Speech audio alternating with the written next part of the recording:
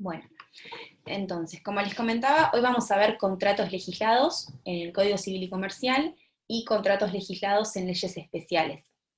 Les voy a compartir un PowerPoint, como siempre me van frenando. La idea es que ustedes se queden con la idea de cada contrato, entiendan en qué consiste y puedan dar un ejemplo. Siempre en los exámenes se pregunta, este contrato, ¿qué significa? ¿En qué consiste?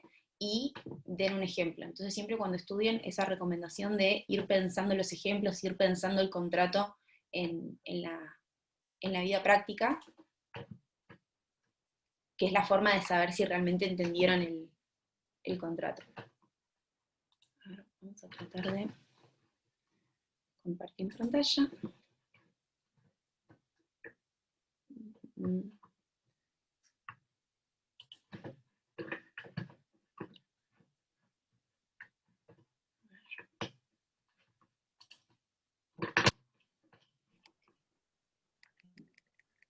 ¿Ahí ven mi pantalla?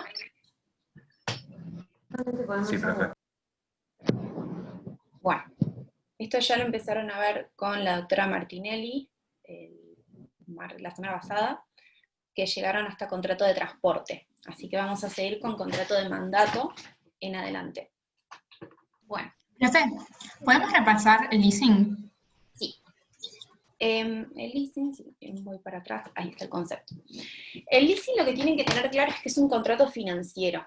Muchas veces dicen el leasing es como una locación. No es como una locación, porque una locación en lo que están buscando es otorgar el uso y goce de una cosa por un tiempo determinado, y en el leasing lo que el eje central del contrato de leasing es que es un contrato financiero. ¿Por qué? Porque el tomador del leasing se quiere hacer de una cosa, de un bien, para su uso y goce determinado, y en lugar de ir al mercado y comprarlo o de financiarse con otro medio, busca el leasing como forma de financiar el uso de ese bien. Entonces, el ejemplo concreto que se puede dar es las maquinarias. Una maquinaria tal vez sale $1.000.000. Entonces, ese $1.000.000 yo hoy no lo tengo, pero necesito esa maquinaria para mi actividad productiva. Entonces, ¿qué hago?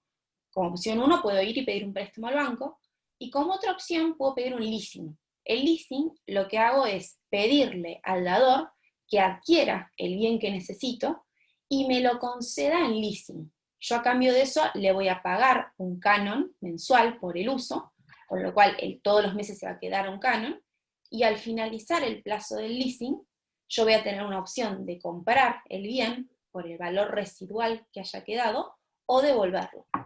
Pero el negocio no está en la opción de compra, que solo contempla un valor residual, sino que el dador del leasing, la entidad financiera que me otorga el leasing, lo que va a hacer es el cálculo de cuánto es para la entidad financiera rentable comprar el bien que le estoy pidiendo y dármelo en uso. Con lo cual, la ganancia de la entidad financiera ya se dio por ese tiempo que dura el leasing. Además, tengan en cuenta que el leasing tiene un fuerte elemento de garantía. ¿Por qué? Porque si yo compro una maquinaria en cuotas, el día que la compré es mía, con lo cual el vendedor no tiene una forma de cobrarse en caso de que yo no pague.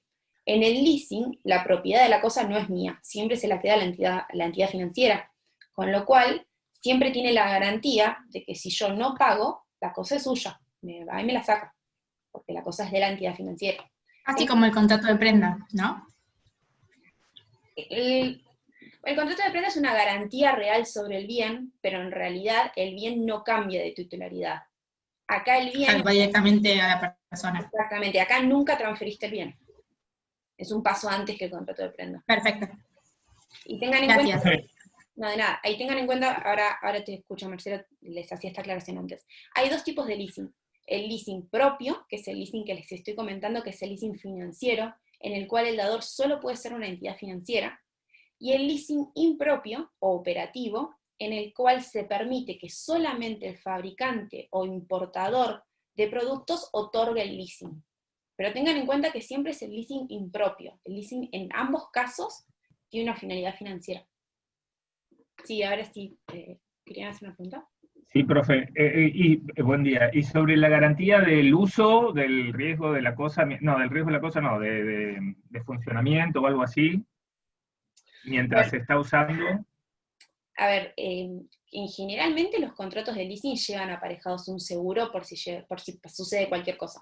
Ahora bien, la garantía del bien, a ver, si lo compra la entidad financiera, no vas a tener la garantía del fabricante, a lo sumo tendrás que terciarizarla y saltear para llegar a esa garantía. Si el dador del leasing es el fabricante del bien importador, vas a tener la garantía del fabricante del importador, pero siempre es ajeno al contrato de leasing. El contrato de leasing es solamente te otorgo el bien en las condiciones que está. Si sucede algo y hay que reclamar garantías, es en base a otras relaciones contractuales. Gracias, profe. No, de nada. Profe, Sí. no me quedó claro. Por ejemplo, si la opción de compra está a lo último, pero en todo ese tiempo ya se cobró todo lo que vale la maquinaria. Exactamente. O sea, yo para hacer la operativa comercial de un contrato de leasing, el banco lo que va a decir es, la maquinaria me sale tanto, yo quiero tener un 15% de ganancia. Entonces, al valor de la maquinaria le suma ese 15% de maquinaria, de ganancia que quiere tener, y en eso lo prorratea por todas las cuotas del contrato de leasing.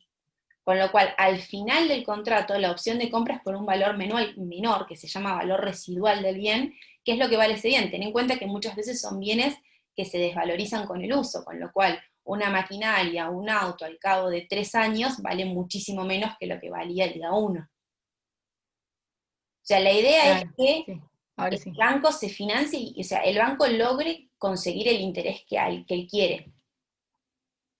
Por eso es que les decía al doc que en inmuebles, si bien se está previsto y regulada la figura del leasing en inmuebles, nunca va a ser rentable, porque el valor de tasa que yo te tengo que cobrar para darte un leasing de un inmueble va a ser altísimo, entonces nunca se va a poder hacer el negocio, porque es muy alto el valor.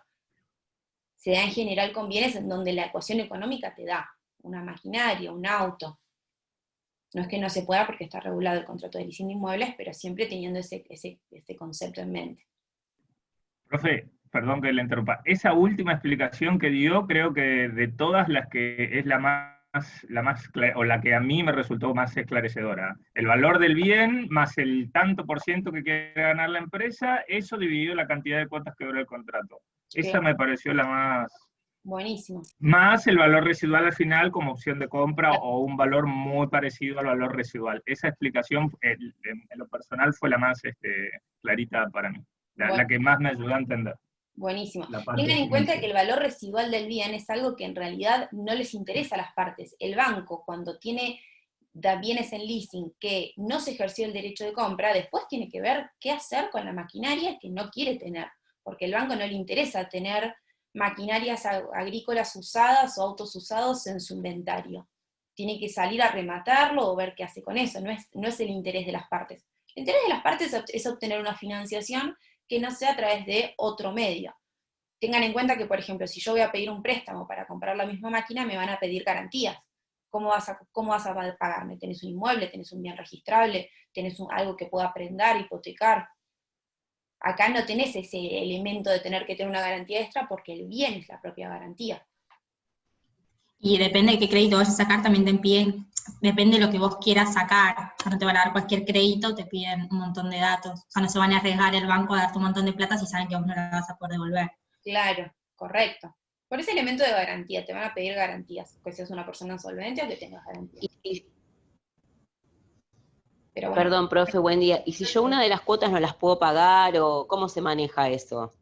Y te ¿Se van a quedan pedir, con la maquinaria tal vez directamente? en el contrato te den, no sé, al menos una cuota y a la segunda te piden el bien. Pero si vos no pagas las cuotas, vas a tener que devolver el bien y obviamente pagar las cuotas que debes. Pero te van a reclamar la restitución del bien. Lo que pasa es que es muy distinto reclamar la restitución de un bien que es mío que ir a ejecutar sobre un bien que ya es tuyo y ya adquiriste y ya pasa a partir de tu propiedad. Acá yo estoy reclamando la devolución de un bien que es mío porque no me pagaron el uso. Entonces, es un fuerte elemento de garantía. Entonces, cuando estén dando examen, cuando estén estudiando, tengan en cuenta esto, siempre es un contrato financiero. Si empiezan diciendo el leasing es un contrato financiero, ya tienen el 50% adentro. Siempre están diciendo, es una locación, pero tiene una elemento, y ya estamos distintos, porque tengan en cuenta que yo una locación o una compraventa, bueno, una compraventa no, pero una locación, le puedo sumar una opción de compra, pero no es lo característico de la locación como no es lo característico del leasing. Incluso decía Aldo cuando explicaba que al principio, cuando se reguló el leasing por primera vez, no tenía la opción de compra, para que vean hasta qué punto no es el elemento característico. Bueno, ahora sí seguimos con los contratos de hoy. Transporte lo vieron, mandato. Hay mandato cuando una parte denominada mandante se obliga a realizar uno o más actos jurídicos en interés de otra. El mandato es un contrato que es muy utilizado, que puede ser conferido y aceptado expresa o tácitamente, pero tengan en cuenta que lo importante del mandato es que el mandato, en el contrato de mandato, quien queda obligado por la obligación es el mandante, no el mandatario, porque yo estoy actuando en nombre de otro. Una diferenciación que tienen que tener clara es cuál es la diferencia entre mandato y poder. Poder es el instrumento que acredita que yo tengo la representación de alguien, pero puede haber mandato sin poder y poder sin mandato. Si bien es normal y usual que estén aparejados y estén juntos, puedo tener un poder y no tener un mandato. Un ejemplo claramente es, los abogados, generalmente los clientes le confieren poderes. Les confieren poderes generales judiciales para que se usen cuando sean necesarios.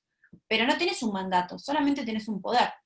Ahora, ese cliente recibe una demanda, esa demanda hay que contestarla, y el cliente me llama y me dice, doctora, necesito que me conteste la demanda. Ahí tengo un mandato, porque además de tener el poder, me dieron un mandato específico para responder la demanda. Después lo van a ver en derecho civil, pero el poder, la forma del poder depende del acto que quiero realizar. Entonces, si son actos que tengo que realizar por escritura pública, el poder tiene que ser otorgado en escritura pública. Los poderes judiciales tienen que ser otorgados en escritura pública. Otros poderes que no se requieren hacer para actos que se hagan por escritura pública, se pueden hacer por instrumento privado.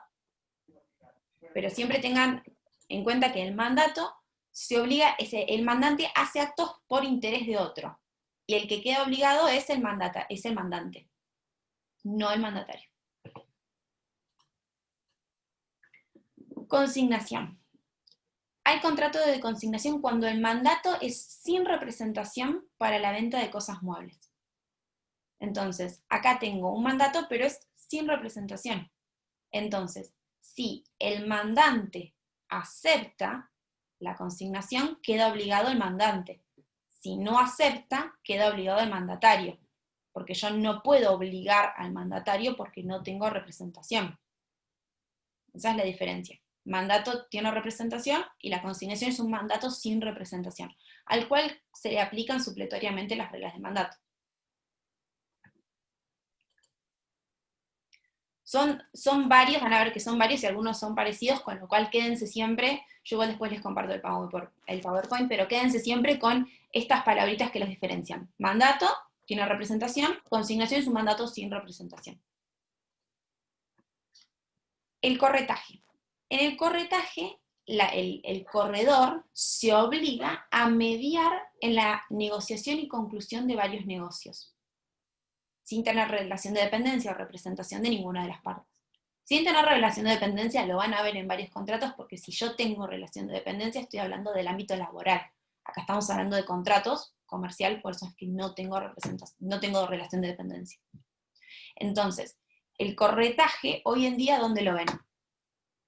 ¿Dónde se ve? ¿Dónde se usa el corretaje? ¿Dónde ven día a día el corretaje? En las ¿Inmobiliarias? Exacto, en las inmobiliarias. Hoy los corredores inmobiliarios es el contrato en donde más se ve el corretaje.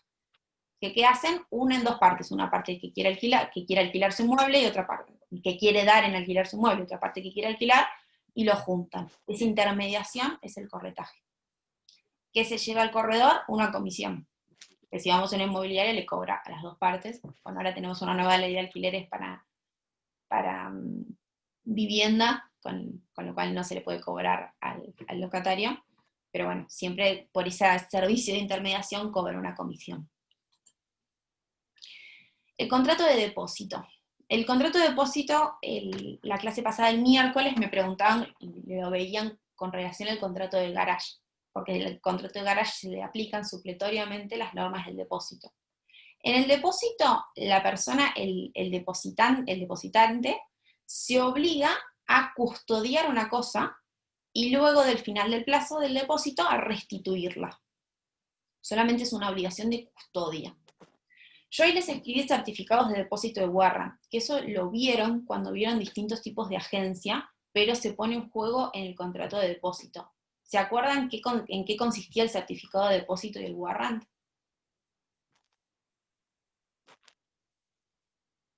¿Lo vieron? Lo tienen que haber visto, creo que con la doctora Martinelli. Hace varias ¿Sobre clases. las acciones era? Ah, bueno, ahí dice los títulos de valores, perdón, no lo Sí. había leído. Ay, perdón, se me fue el power. Bien, ¿y se acuerdan cómo funciona?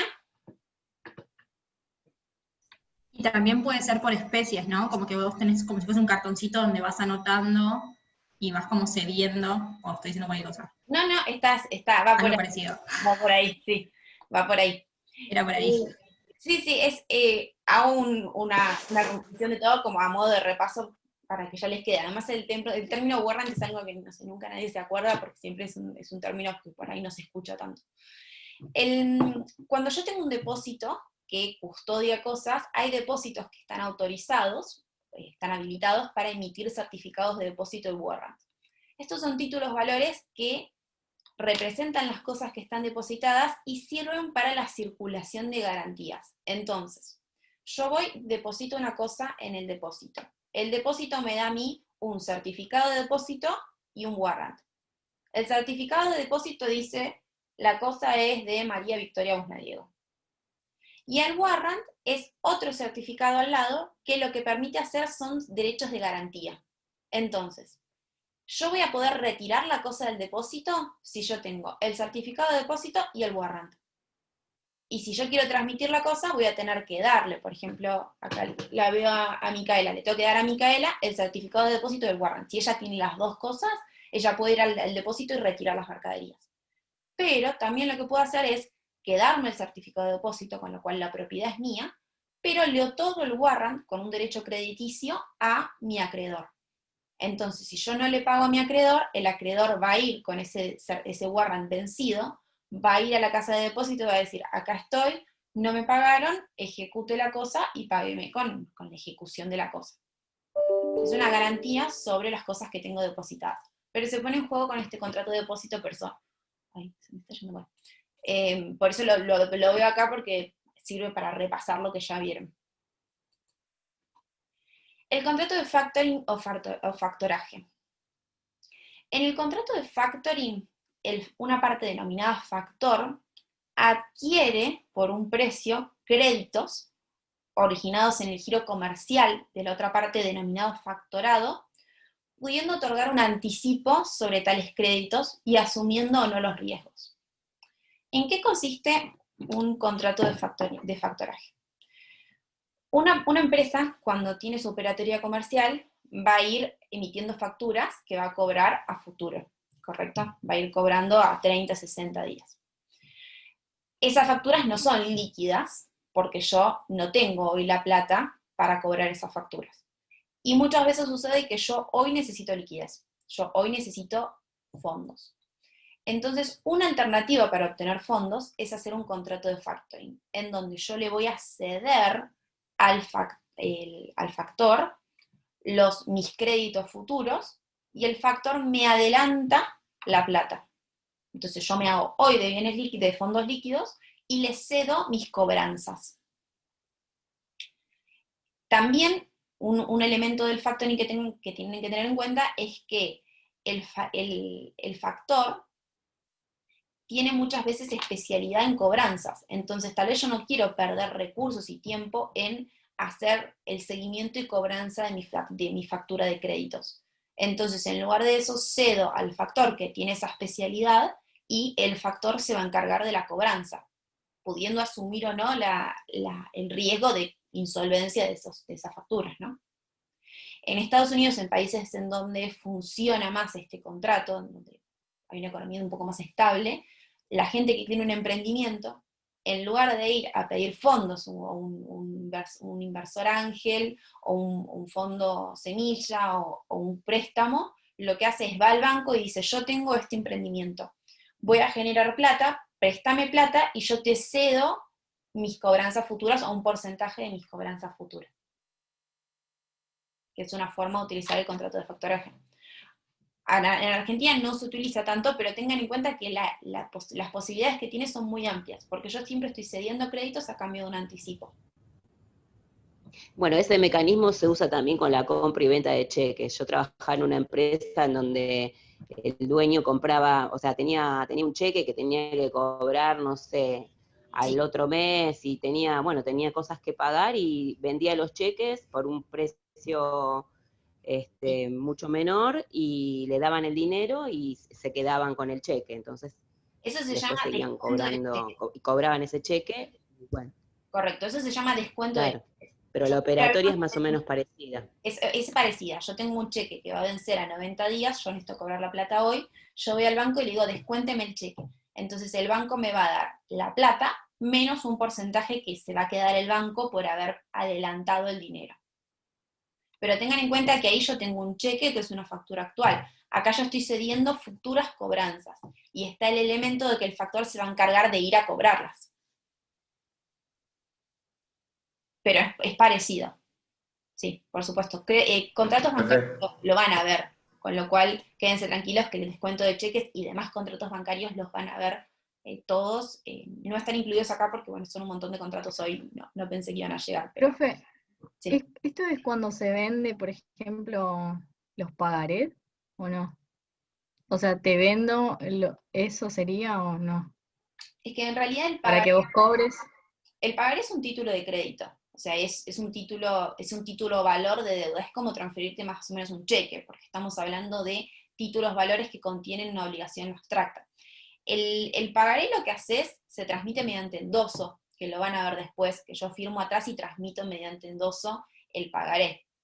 No es lo mismo porque es un título de crédito, es como que te estoy transmitiendo un título valor como un cheque que es seguro. Acá estoy transmitiendo futuras cobranzas de mi actividad comercial. Ten en cuenta también ese elemento. El pagaré lo puedes tener asociado a cualquier contrato. Yo te puedo dar a vos un pagaré hoy por una situación, un contrato que tenemos nosotras dos. Esto es propio de la operatoria comercial de la persona que entrega los créditos. Entonces yo tengo una empresa que todos los meses factura una determinada cantidad de créditos o de facturas, y quiero ceder esas cobranzas, esas cobranzas a otra persona. Estamos hablando siempre de una actividad habitual de cobrar los créditos por anticipado y no de un crédito que estoy cediendo, que en el caso del pagaré es un título valor. Pero sí, es parecido a un descuento de cheques, es parecido a un descuento de un título valor en ese sentido del anticipo del dinero.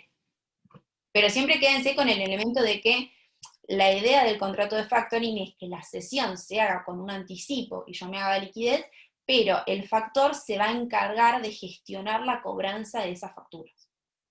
Y que son facturas del giro habitual de esa persona. Profe, en el ejemplo que dio, o sea, siendo uno la empresa que emite esas facturas a cobrar a futuros, sería en ese caso el factoriado, ¿no? El factoriado es quien entrega las facturas, exactamente, quien emite las facturas. Y el factor es quien las adquiere. Ahí va. El que cobra es el factoriado.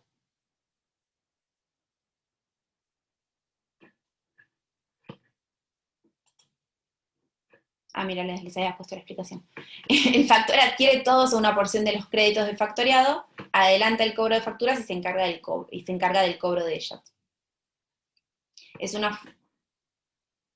Nos estamos quedando con poquito tiempo. Bueno, faltan 10 minutos todavía. Si se desconecta, se vuelven a conectar al mismo link, porque este es el que dura 40 minutos. Bien. Cuenta corriente. Tengan en cuenta que lo que estamos viendo acá es la cuenta corriente comercial y no la cuenta corriente bancaria, porque la cuenta corriente bancaria la van a ver dentro de contratos bancarios. La cuenta corriente comercial es un contrato que casi no se usa en la práctica, pero es en donde dos partes se obligan a inscribir en una cuenta de remesas recíprocas débitos y créditos. Entonces, cuando hay operaciones conjuntas en donde yo todo el tiempo te estoy entregando y vos me estás recibiendo, y vos también, o sea, donde tenemos créditos y deudas recíprocas, lo que hacemos es, en lugar de vos pagame cada vez que, todos los días, y yo te pago a vos, compensamos lo que nos debemos, y al final del periodo se paga el saldo a quien lo deba. Entonces no tengo que estar pagando todo el tiempo, sino que compenso. Tengan en cuenta que casi no se usa la cuenta corriente comercial, pero tiene este funcionamiento. Hacemos una inscripción en una cuenta, debe y haber, y al finalizar del plazo compensamos, y solamente pagamos cuando termina el plazo. Se hace disponible el saldo. El contrato de agencia. En el contrato de agencia, cuando vimos ya el contrato de distribución, tengan en cuenta que la agencia, la concesión y la distribución, que ahora vamos a ver concesión, son formas de descentralizar la actividad empresaria.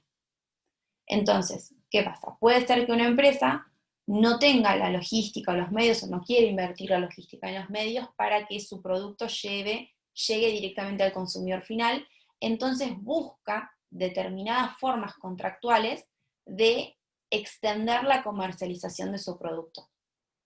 Una de ellas es la distribución, en donde acuérdense que el distribuidor compra los productos o los servicios a nombre propio y luego los vende a través de su propia organización.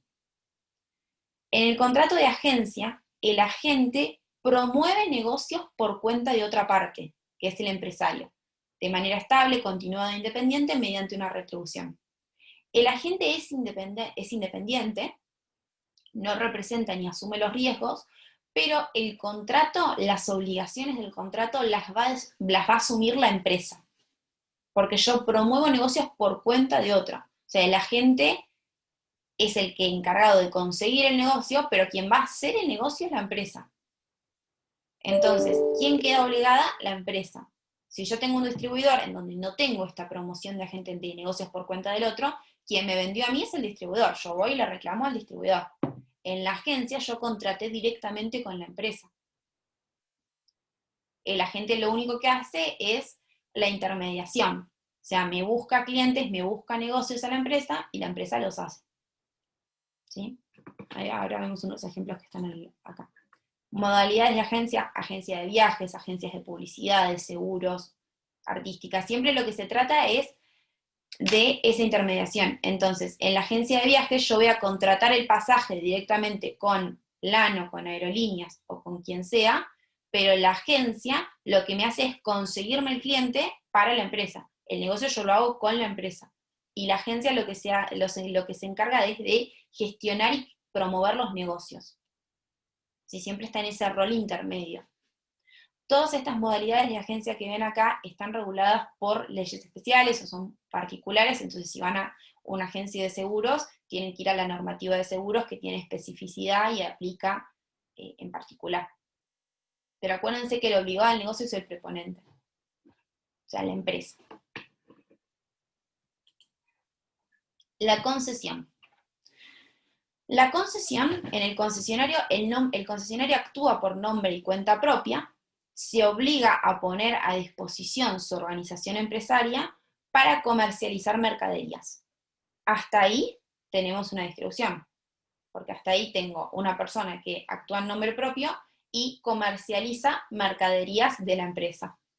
Ahora bien, ¿qué es lo propio del contrato de concesión? Que el concesionario, además de comercializar las mercaderías, se va a encargar de prestar servicios de postventa, servicios accesorios. Entonces, si yo voy a una concesionaria, sé que además de venderme el producto, todas las concesionarias de esa marca de autos voy a poder ir y me van a dar todas un servicio de postventa, porque se obligan todas en conjunto como concesión, tiene obligaciones accesorias. Si le sacamos, o sea, si cortamos la definición hasta concedente, estamos hablando de una distribución. Cuando yo le agrego servicios de postventa, tenemos una concesión. Generalmente la concesión se da para productos que tienen un mayor valor, por ejemplo, automóviles, entonces se justifica tener un servicio adicional. Si yo estoy vendiendo productos de limpieza, probablemente no funcione una concesión y sirva más un modelo de distribución, porque ahí no necesito un servicio postventa. La concesión se da mucho en automóviles. Profe, ¿le paso una consulta sobre eso? Sí. Por ejemplo, las compañías que venden electrodomésticos, por ejemplo, Fraiga, por así decirlo. Uno compra una heladera y por sí cuando se firma el contrato de la compraventa, etcétera, dice que, bueno, hay un servicio de postventa. ¿Eso también es una concesión o nada que ver? Mira, lo que creo es que en el caso que vos estás hablando, cuando estás hablando del servicio de postventa, no te lo brinda Frávega, sino que estás hablando de la garantía del electrodoméstico de fábrica que estás comprando. Si así vos dentro de las condiciones ves los elementos de garantía, que además en muchos casos son obligatorias cuando estás hablando de defensa del consumidor, estás hablando de la garantía del fabricante de la heladera, de Whirlpool, que es la garantía del producto que esa empresa ofrece. No estás hablando de un servicio de postventa que te brinda el concesionario. Cuando yo voy a Ford y voy a un servicio de postventa, el concesionario es el que me hace el service, el que me arregla el auto. O sea, tiene esos servicios adicionales que me presta el concesionario y no la empresa. En el caso de Frávega, me suena que sería más una distribución. Porque no veo que Frávega... O sea, imagínate que si además si Frávega vende 200 productos distintos, es probable que no tenga la infraestructura para proveer servicios postventa de 200 productos distintos. En general ahí tenés una garantía de fábrica. Claro, entiendo, muchas gracias. De nada. Bueno, franquicia. Franquicia, a mí este contrato me encanta, así que si me tomo yo examen seguro que les pongo franquicia. En la franquicia hay un sistema probado que el franquiciado tiene derecho a utilizar. El franquiciante le otorga al franquiciado un sistema probado para comercializar determinados bienes y servicios bajo el nombre comercial, emblema y marca del franquiciante, quien le presta además conocimientos técnicos y asistencia técnica comercial. ¿Qué es lo propio del... Ay, queda menos de un minuto, si se corta volvemos. ¿Qué es lo propio de un contrato de franquicia? Que hay un sistema aprobado de negocios que sé que funciona. Entonces, ¿por qué yo voy a contratar una franquicia? Porque sé que esa empresa ya probó ese sistema y funciona y da plata. Entonces, por eso es que yo quiero usar esa franquicia. Entonces, ¿yo por qué quiero una franquicia de McDonald's o de Starbucks? Porque yo sé que esas empresas hicieron un sistema de negocios en donde ya saben que es rentable.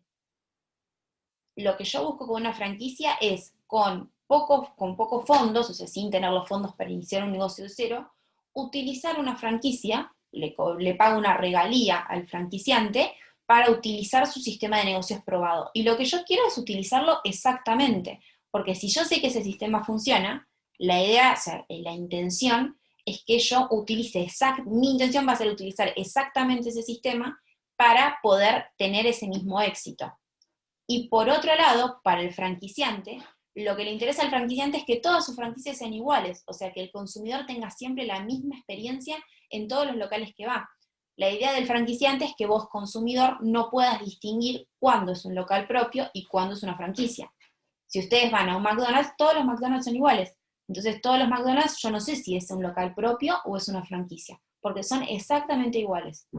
Y saben que ese sistema de negocio funciona. Si yo, por ejemplo, adquiero una franquicia de McDonald's, que no voy a poder cambiar las condiciones, pero además, por ejemplo, digo, bueno, a mí me interesa que ahora pongo paneles de madera, luces bajas, le doy una picada a la gente para que se quede más tiempo. Claramente estoy interfiriendo con ese sistema de negocios probado, porque McDonald's sabe que poniendo luces brillantes, sillas incómodas y comida rápida, tiene rotación de gente y por eso es que le funciona el negocio. Entonces, siempre